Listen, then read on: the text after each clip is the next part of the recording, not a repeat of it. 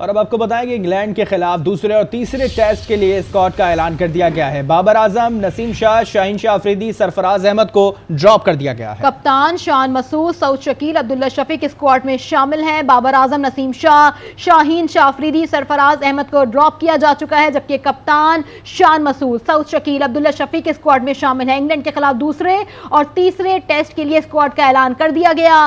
बाबर आजम, नसीम शाह, शाहीन शाह अफरीदी, सरफराज अहमद को ड्रॉप किया गया, जबकि कप्तान शान मसूद, सऊद शकील, अब्दुल्ला शफीक स्क्वाड में शामिल हैं।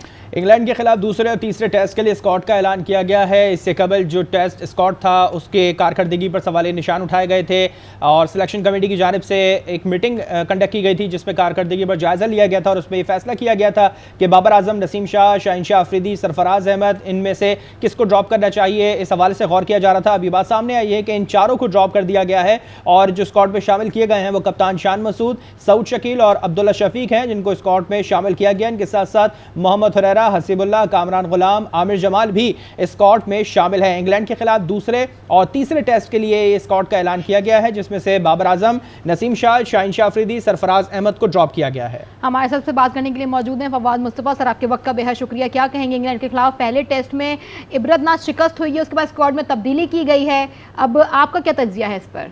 जी, एक्सपेक्टेड था, ये एक्सपेक्टेड था। जिस तरह से सिलेक्शन कमेटी चेंज की गई थी, नजर आ रहा था कि बाकी भी चेंजेस होंगे।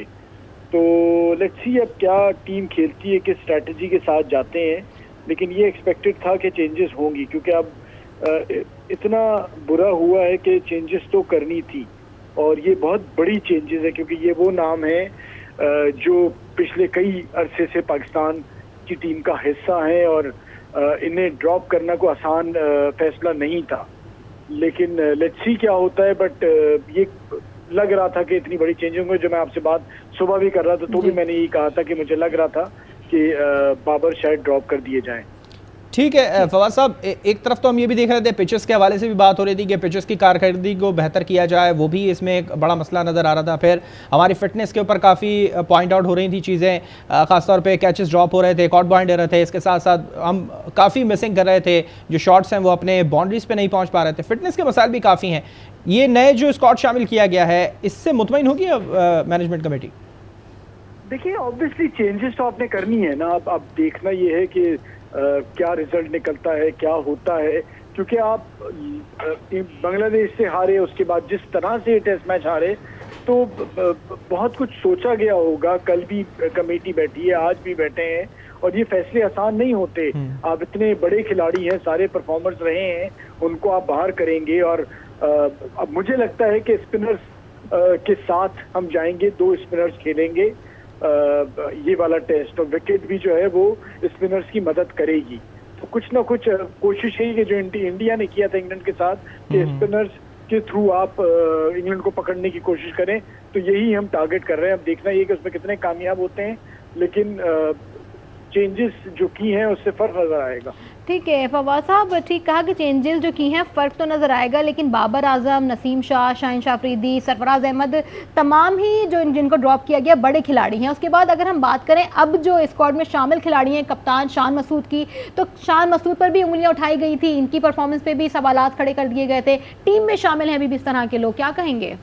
देखिए, शान ने तो अभी पिछले मैच में 150 किया है और बाकी जो खिलाड़ी हैं, बाज़ औक़ात होता ये है कि इनके लिए भी बहुत बड़ा झटका है, क्योंकि ये जितने आपने नाम लिए हैं ये 11 में खेलने वाले खिलाड़ी हैं। तो अब ये देखना है कि ये अपनी वापसी कैसे करते हैं, किस तरह से इस चीज़ को लेते हैं, क्योंकि अक्सर होता है कि जब आप ड्रॉप होते हैं तो आप उससे बेहतर होके आते हैं।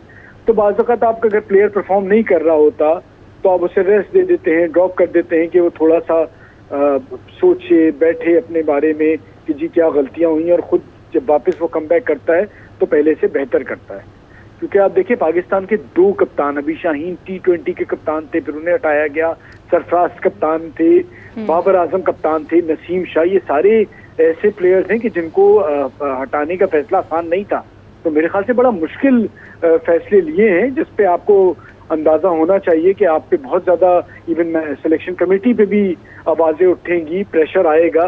लेट्स सी टीम कैसे खेलती है, लेकिन जिस किस्म की शिकस्ती नजर जरूर आ रहा था कि फौरन सिलेक्शन कमेटी भी बनी कि कुछ बड़े फैसले होने जा रहे हैं। ठीक है, मुश्किल फैसले थे, बड़े फैसले थे जो अब लिए जा चुके हैं। बताएं आपको कि इंग्लैंड के खिलाफ दूसरे टेस्ट के लिए स्क्वाड का ऐलान कर दिया गया है। हमारे साथ बात करने के लिए मौजूद थे फवाद मुस्तफा, अकील अहमद, आप दोनों का बहुत शुक्रिया।